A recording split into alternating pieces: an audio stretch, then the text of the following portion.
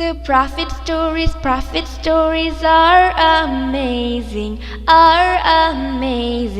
We like to hear the prophet stories, We like to hear the prophet stories.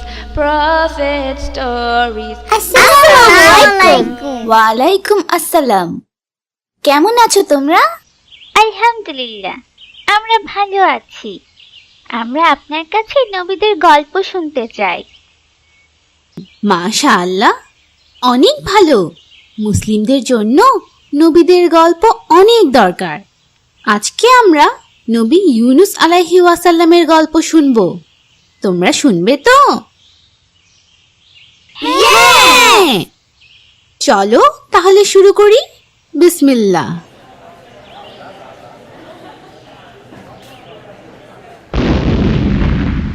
নবী ইউনুস আলাইহি ওয়াসাল্লাম Jonah নামেও পরিচিত ছিলেন। তাকে ধন্নুন নামেও ডাকা হতো। নিনিভে শহরে 1 লক্ষেরও বেশি মানুষ থাকত। তারা মূর্তি পুজো করত এবং আল্লাহকে অবিশ্বাস করত। তারা বেহায়া জীবনযাপন করত। তাই তাদের পথ দেখানোর জন্য আল্লাহ তাআলা ইউনুস আলাইহি ওয়াসাল্লামকে পাঠান। তিনি তাদেরকে একমাত্র আল্লাহ তাআলার ইবাদত করতে শেখাচ্ছিলেন। কিন্তু লোকেরা তার উপদেশ পছন্দ করেনি, কারণ তারা নিজেদের মতো ইবাদত করত। তাই তারা যুক্তি দিয়েছিল, আমরা এবং আমাদের পূর্বপুরুষেরা অনেক বছর ধরে এই দেবতাদের পুজো করছি, আমাদের কোনো ক্ষতি হয়নি। তিনি তাদেরকে বোঝানোর চেষ্টা করেন যে মূর্তি পুজো করা তাদের জন্য বোকামি এবং যাতে তারা আল্লাহর আইন মেনে চলে, কিন্তু তারা তাকে মেনে নেয়নি। তিনি তাদেরকে সতর্ক করে দেন যে যদি তারা বোকামি করতে থাকে তাহলে অনেক তাড়াতাড়ি তাদের উপর আল্লাহর শাস্তি আসবে। কিন্তু তারা খুব খারাপ লোক ছিল। তারা নবী ইউনুস আলাইহি ওয়াসাল্লামকে বলে, আমরা তোমার হুমকিতে ভয় পাই না। তারা তাকে আরো বলে, শাস্তি আসতে দিন। নবী ইউনুস আলাইহি ওয়াসাল্লাম খুব কষ্ট পান এবং রেগে যান এবং তাদেরকে বলেন যে তাহলে তিনি তাদেরকে একা রেখে চলে যাবেন।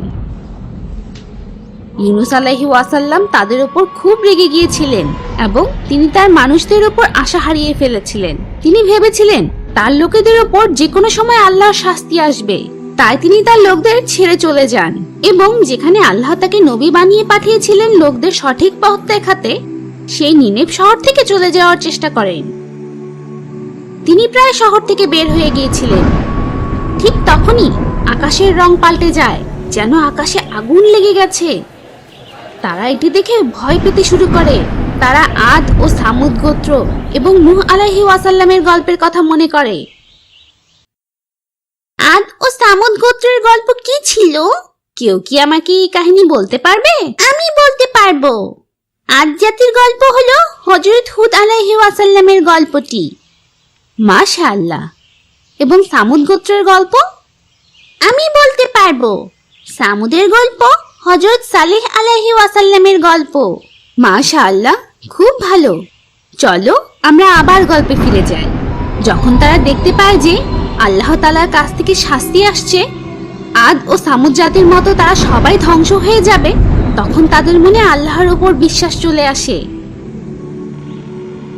শহরের সবাই, বড় ছোট শিশু, সবাই মিলে পাহাড়ে জমা হয় এবং তাদের সৃষ্টিকর্তা আল্লাহর কাছে রহমত ও ক্ষমা পাওয়ার জন্য কাঁদতে থাকে। তাদের জোরে জোরে কান্নার শব্দ পাহাড়ের সাথে ধাক্কা লেগে বারবার ফিরে আসতে থাকে।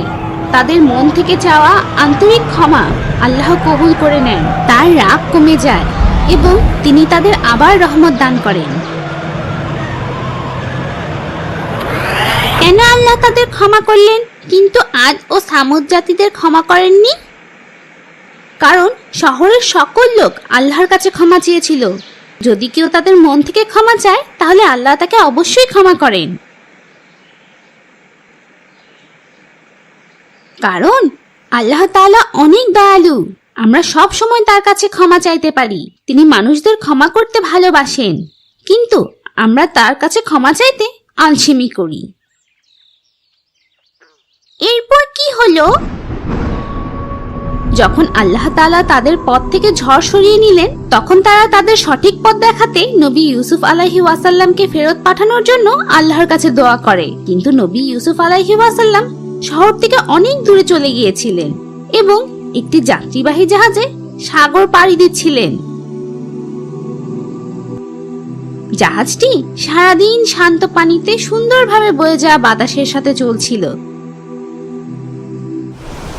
রাত হয়ে যাওয়ার সাথে সাথেই সাগরের অবস্থা পাল্টে যায় এবং অনেক ভয়ঙ্কর ঝড় আসে, যেন জাহাজটি টুকরো টুকরো করে ফেলবে। সাগরের ঢেউ অনেক ভয়ঙ্কর ও বড় ছিল, এগুলো পাহাড়ের মতো উঁচু হয়ে যায়। তখন আল্লাহ সাগর থেকে সব থেকে বড় তিমিটি পাঠান। এটি আল্লাহর আদেশে মুখ খোলা রেখে জাহাজের পেছন পেছন যাচ্ছিল।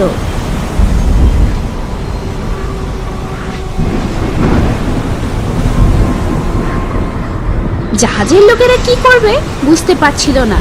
জাহাজের নাবিক সবাইকে ভারী জিনিস জাহাজ থেকে ফেলে জাহাজ হালকা করতে বলে, তাই তারা তাদের জিনিসপত্র বাক্স পানিতে ফেলে দেয়। কিন্তু তাদের বাঁচার জন্য এটি যথেষ্ট ছিল না। সেই সময় কাফেররা সাগর ও বাতাসকে তাদের দেবতা বলে মনে করত।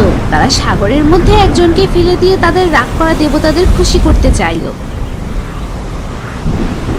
কিন্তু তাদের মধ্যে কাকে আগে ফেলা হবে সেটা ঠিক করা তাদের জন্য খুব কঠিন ছিল। তাই তারা নিজেদের মধ্যে লটারি করে, লটারিতে যার নাম আসবে তাকেই সাগরে ফেলে দেওয়া হবে।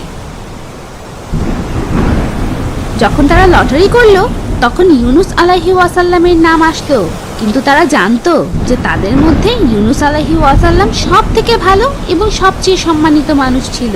তাই তারা তাকে সাগরে ফেলে দেয়নি। তারা আবার লটারি করে। আবারও নবী ইউনুস আলাইহি ওয়াসাল্লামের নাম আসে। তারা তাকে আরো একটি সুযোগ দেয়, কিন্তু তৃতীয়বারও নবী ইউনুস আলাইহি ওয়াসাল্লামের নাম চলে আসে। তখন নবী ইউনুস আলাইহি ওয়াসাল্লাম বুঝতে পারলেন যে এর মধ্যে আল্লাহর কোনো ইশারা আছে, কারণ আল্লাহ তাকে তার লোকদের প্রতি যে কাজ দিয়েছিল তিনি সেটি না করে চলে এসেছিলেন এবং আল্লাহর অনুমতিও নেননি। যখন তিনি বুঝতে পারলেন যে ঝড়টি তার কারণে হচ্ছিল, তখন তিনি জাহাজের কিনারায় দাঁড়িয়ে আল্লাহর নামে লাফ দিলেন। তখনই একটি বড় ঢেউয়ের মাঝে তিনি অদৃশ্য হয়ে যান এবং যে তিমিটি জাহাজের পেছন পেছন চলছিল সেটি তাকে গিলে ফেলে। আল্লাহর আদেশে তিমিটি তাকে সাগরের একদম নিচে নিয়ে যায়। রাতের এত অন্ধকারে নবী ইউনুস আলাইহি ওয়াসাল্লাম নিজেকে মৃত ভাবেন, কিন্তু যখন দেখলেন যে তিনি নড়তে পারছেন তখন বুঝলেন যে তিনি তখনও বেঁচে আছেন। আল্লাহ তাকে 3 ধাপ অন্ধকারের ভেতরে রাখেন। কে এই 3 ধাপ অন্ধকারের ব্যাপারে বলতে পারবে? আমি বলতে পারবো। একটি ছিল রাতের অন্ধকার এবং আরেকটি ছিল তিমি মাছের পেটের অন্ধকার। আমি তৃতীয়টি জানি, এটি হলো সমুদ্রের নিচের অন্ধকার। মাশাআল্লাহ, সেই অন্ধকারে তিনি আল্লাহর ভয়ে ভীত ছিলেন। তিনি তার ভুলের জন্য খুব দুঃখিত ছিলেন। তিনি তিমি মাছের পেটে থেকেই আল্লাহর কাছে তার ভুল স্বীকার করেন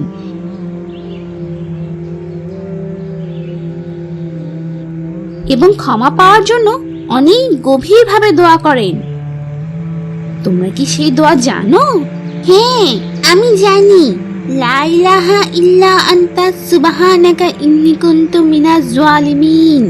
তোমরা কি এর অর্থ জানো? তুমি ছাড়া আর কোনো প্রভু নেই, তুমি মহাপবিত্র, আমি সত্যিই ভুল করেছি। মাশাআল্লাহ, এটি সত্যিই খুব শক্তিশালী দোয়া। আল্লাহ তাআলা আমাদের নবী ইউনুস আলাইহি ওয়াসাল্লামের মাধ্যমে এর শিক্ষা দিয়েছেন। তিনি আল্লাহর কাছে দোয়া করতে থাকেন এবং তিমি মাছের পেটে থেকে অসুস্থ হতে শুরু করেন। তিমি মাছের পেটের অ্যাসিড তার চামড়াতে প্রভাব ফেলে। যখন আল্লাহ ইউনুস আলাইহি ওয়াসাল্লামের আন্তরিকভাবে ক্ষমা চাওয়া দেখলেন, তখন আল্লাহ তিমি মাছকে আদেশ করলেন তাকে একটি দ্বীপে ছেড়ে দিতে। যখন ইউনুস আলাইহি ওয়াসাল্লাম তীরে উঠলেন, তিনি খুব অসুস্থ ছিলেন এবং সূর্যের তাপে তার চামড়া পুড়ে যেতে থাকে। তখন ইউনুস আলাইহি ওয়াসাল্লামকে সূর্যের তাপ থেকে রক্ষা করার জন্য আল্লাহ তাআলা একটি গাছ বানালেন।